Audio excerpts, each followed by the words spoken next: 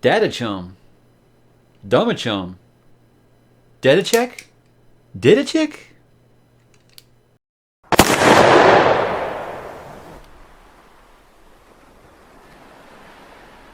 What we like to think of ourselves and what we really are rarely have much in common, because the difference between seeing and not seeing can be the difference between living and dying. There were all sorts of things to wonder about, but the truth was simple. Here stood this door, alone on an endless stretch of beach, and it was for only one of two things, opening or leaving closed. For every mother who ever cursed God for her child dead in the road, for every father who ever cursed the man who sent him away from the factory with no job, for every child who was ever born to pain and asked why, this is the answer. Our lives are like these things. Sometimes they fall down for a reason, and sometimes they fall down for no reason at all. We are going to fight. We are going to be hurt, and in the end, we will stand. We all die in time. It's not just the world that moves on. All I know is what's past is past, and what's ahead is ahead. The second is Ka, and it takes care of itself.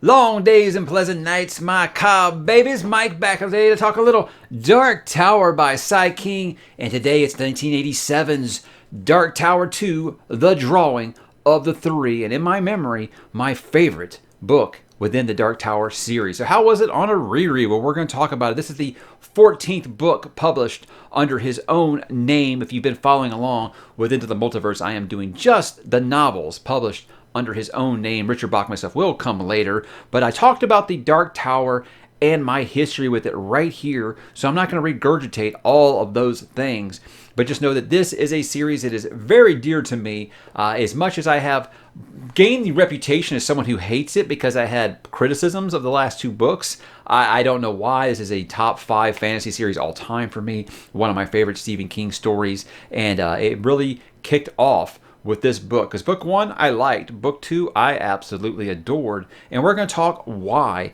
and again, if these were some of the same things I felt when I was a teenager. So yes, this is the first time that I am rereading it since 1997, and a fun little Stephen King fact for you guys there, I was 19 at the time, and I don't think that's a coincidence.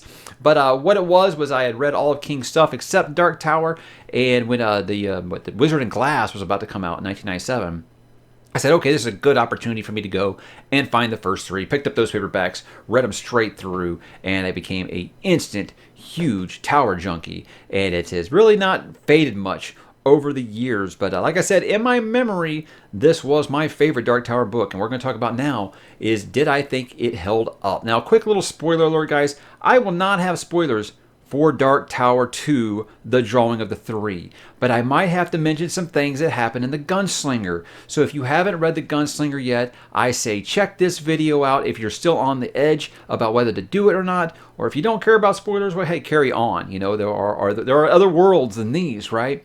But I really encourage you to go back and do that. Bookmark this video, come back later. I'll try not to spoil too much from that first book, but there are a couple of things I'll have to address that you might say, hey, why'd you spoil that for me? I can't talk about book 2 in the series without talking about what happened in book 1, or else a lot of these plots will be like, well, why were they doing that? So just a fair warning there, guys. I get into what is it about.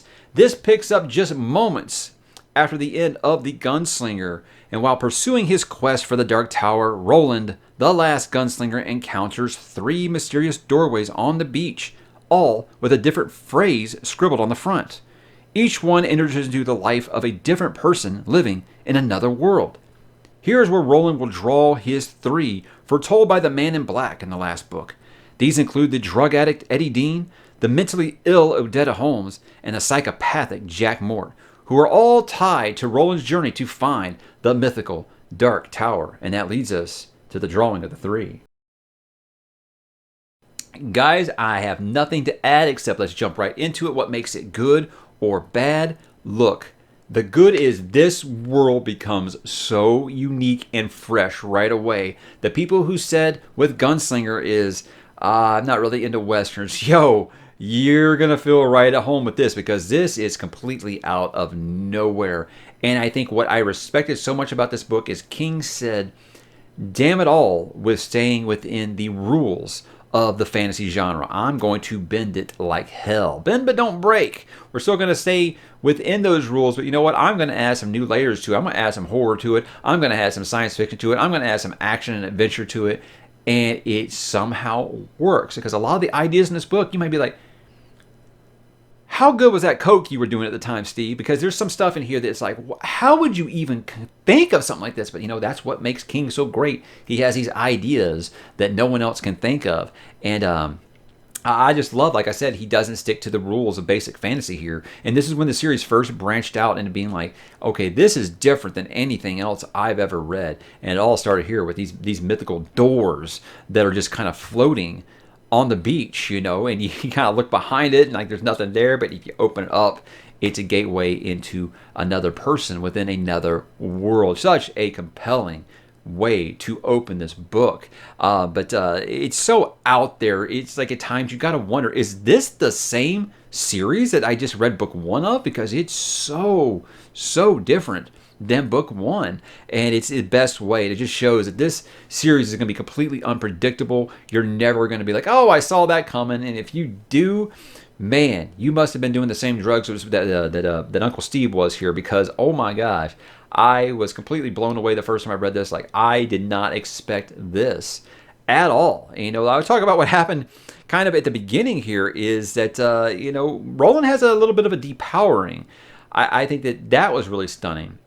In the actual prologue for this, there's these creatures called the Lobstrosities that are quite famous within the King fandom, and constant readers constantly use the Dadachum thing that I did there at the beginning, because the Lobstrosities are some of the most incredible creatures that King ever created, and you wouldn't think so, but it's such a big moment in the series because it changes the whole game going forward with what happens to Roland in that prologue with those characters. So it's the drawing is just such an incredibly unique idea that I don't feel like anyone else could have ever replicated anything like this. And it's going to capture your imagination right away. One of the other great things about this book is the new characters. There is a trio of new characters that show up in this one, and they are all really, really good.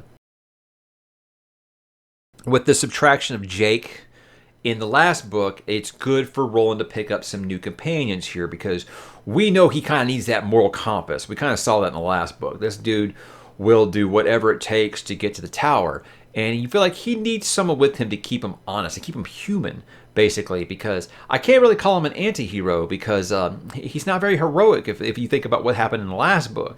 So with this, you got to see, okay, he is a different person when he has those other members of his quartet with him. Let's talk about this new companions. Eddie Dean quickly becomes a fan favorite. I don't think that there's any person who's read Dark Tower who doesn't love Eddie. I think just right away, he is definitely that foil to Roland. Roland is very straight edge, to the point, going to do things. Eddie's going to crack a few jokes first, but not in a way where it's like Jar Jar Binks or something.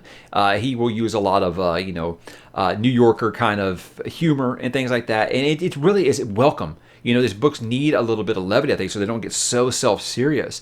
But it's one of those things that Eddie is like that. But, you know, when it's nut-cutting time, when it's time to be serious, Eddie is absolutely serious.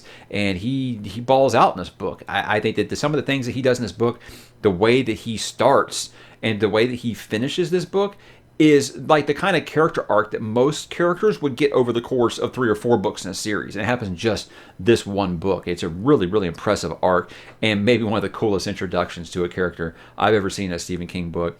Now, Odetta might be the most layered character that Stephen King has ever written, and that's saying a lot. This is such a deep dive into dissociative identity disorder. A lot of people get that confused with schizophrenia. It's not the same. Schizophrenia, you hear voices in your head.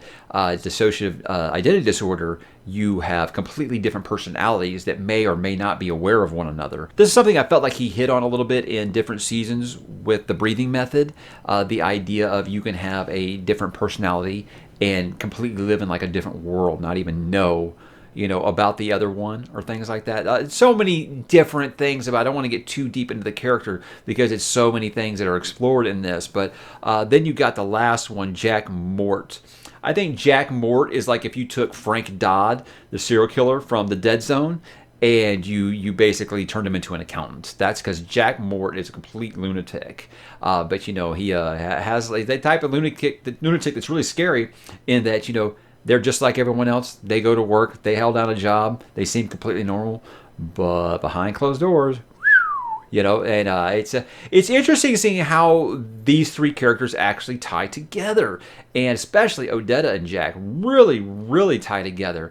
And it's fascinating the way that King is able to continue to write real world character flaws into these characters. And I think this is something that only Brandon Sanderson really does as well, and that he can write stuff that people really suffer from and write them into his characters, and it doesn't seem forced. It doesn't feel like checking off boxes or anything. It seems natural and organic, and it's just something that you would have never really thought about before. So very, very much enjoy the new characters in this. I feel like they fit in right away, and they're just so different that it was when you realize that's what this series really needed. You needed this fish out of water, because the last one you felt like Jake was kind of the fish out of water, and then this one, Roland, is very much the fish out of water, and it plays not only for laughs, but it plays really for some good moments for all involved. Now, obviously, this is what we're all here for. This is the beginning of really noticing this multiverse, this multiple worlds. In the last book, Jake says,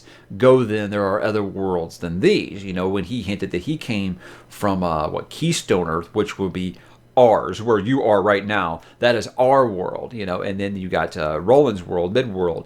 And then whatever he's looking into here, you want to assume, is it our world? Well, you don't know. And, there are multiple versions of our world. It's that kind of thing, man. You really start to have your mind open up a little bit when you start walking the path of the beam of the Dark Tower. And this was when I first realized, holy hell, his universe is like not only connected, but it's multi-layered. And there are different versions of his world. And this is like when you start studying string theory or something, you're just like, I can't process this. This is too much. But yes, this is the very first peek at the multiverse, and it really explodes in book 3, which we'll get into when we get there. But this is the first kind of glance into there being multiple worlds in the Dark Tower and multiple paths of the beam. And it's a really good start.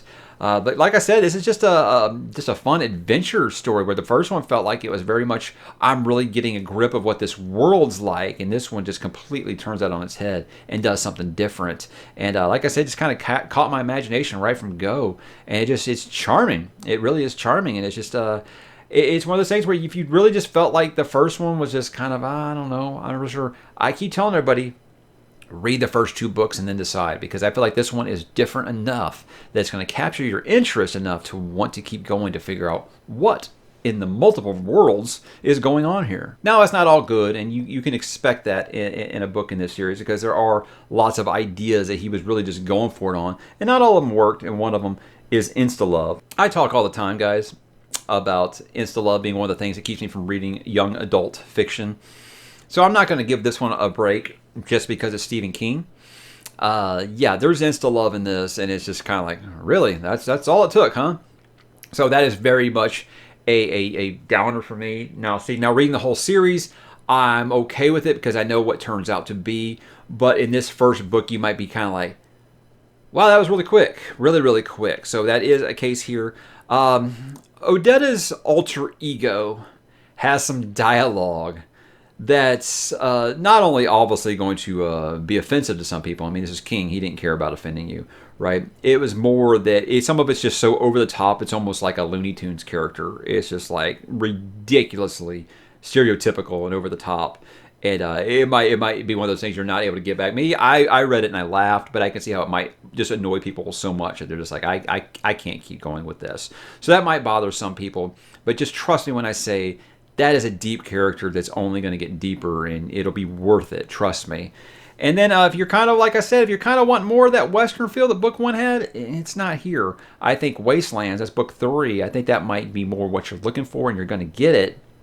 But this one really does not have the Western feel that the first book had. And that's really all the bad I got for this one. Again, it's a book I love, so I didn't expect to have too many bad things. Let's talk about why you should read it. If you read The Gunslinger and you were just kind of left confused, you're like, I don't understand why people like this so much. I didn't really get anything of that. I've heard people say not only should you skip the first book, which I think is completely just lunacy, because you'll be like, well, why is Jake important? Why is the Man in Black important? All these things you won't know if you just start with book 2. It would be really, I can't imagine starting this with book 2. But anyway, if you were left confused by that and you kind of want to know really what gripped people so much about the series, this is going to be the one that'll get you there. True genre bending. He does not care about the rules of fantasy and sticking within those boundaries. He will change things up at the drop of the Gunslinger's hat. I think that you will find that is very, very creative in the way that he combines fantasy with horror, with science fiction, and like I said, even a little bit of action drama in here. It's a really, really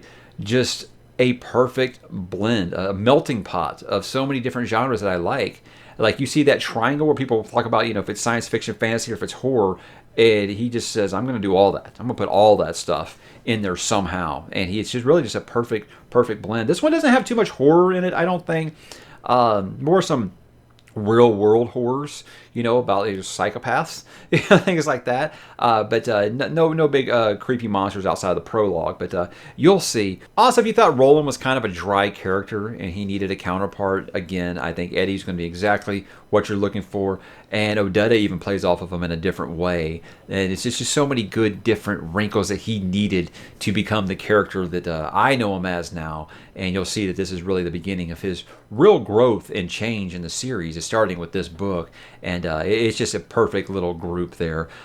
You want to see just how far down this rabbit hole goes, man. Like I keep telling people, try 2 books. Try the first 2 books and see if you think that this is for you. Because if you finish book 2 and you're just not feeling it, it might not be the series for you. But I think with this one, you'll see how zany and how different it is and just how much the creative juices were flowing for Cy King that you'll want to keep going. If I got some final thoughts here, I got to say why this clicked for me was I had read so much traditional fantasy at the time, and this just felt so different. Like I said, he said, rules be damned. I don't care. I'm just going to kind of go for it. It's something I haven't seen outside of like Malazan, in that someone is just kind of going for it with their world. They're not being derivative of anything that they've read.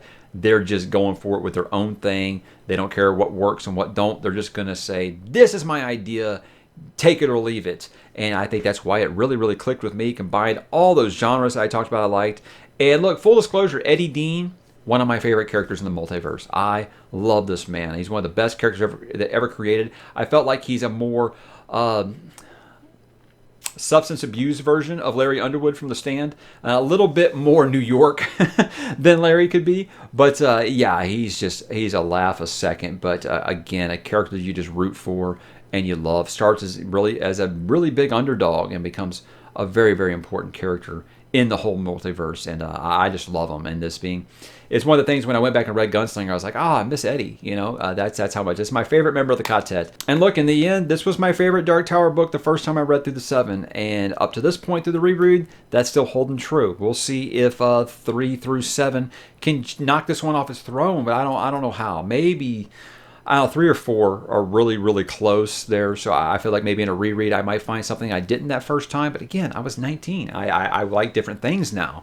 So I think it's quite possible. But yeah, this is the book that took Dark Tower from I'm interested to you have my attention. And it's for good reason. Let's talk about a few multiverse connections here. Light spoiler warning for you guys that the multiverse connections, we'll talk about some books that I might not have covered yet. But I keep it simple enough that I don't feel like it's anything that's going to break those books for you, because there's a couple of them I haven't even read, and we're going to talk about that. Rose Matter is one of them I haven't read. Apparently, Rosie in that book has a picture that has the ability to open a doorway to another world, and it has been speculated that this is Midworld that she's able to visit. So that's a nice little wrinkle there. One that I did notice, this one's from Thinner, which he wrote as Richard Bachman. Richie the Hammer, Richard Janelli, he is actually mentioned as an ally of Balazar by Eddie in this, and he actually owns the restaurants with the four fathers, the three brothers. So there's always, anytime you got any kind of connection to Richie the Hammer, I'm in favor of it because I love that character in Thinner. The Shining is one of those meta moments where Eddie looks through the doorway and he says, that looks like the hallway shot from The Shining. So it's one of those things you're like, well, is this a multiverse or not? We'll get to it. There are multiple paths of the beam, right? Eyes of the Dragon, I actually mentioned this when I talked about Eyes of the Dragon. The Man in Black is being chased by Dennis and Thomas from that story, and Roland does see this happening. And that's when you get into the whole thing about like, well, so is Roland not, is he not from that Gilead? Is he not related to that King Roland? I don't know. Like I said, I would stick with my guy Jaime and Fuego if you want to know those things, because I don't know on that one. And then, of course, Black House, which I haven't read. That is the sequel to The Talisman. I do know that Eddie, Odetta, and Jake are all referenced by name in that book, and that was a lot of people saying that was more Peter Straub saying, oh, no, come on, let's connect this to Dark Tower somehow. I don't know these things. Again, so these are books I haven't read yet. But guys, that was Dark Tower 2, The Drawing of the Three, a wonderful, wonderful book and perfect setup to what is coming in the Wastelands, which I'll be doing later this year when I get to that portion of Into the Multiverse. So guys, have you read Dark Tower, The Drawing of the Three? What did you think? Drop in the comments and let me know, and I will talk to you there.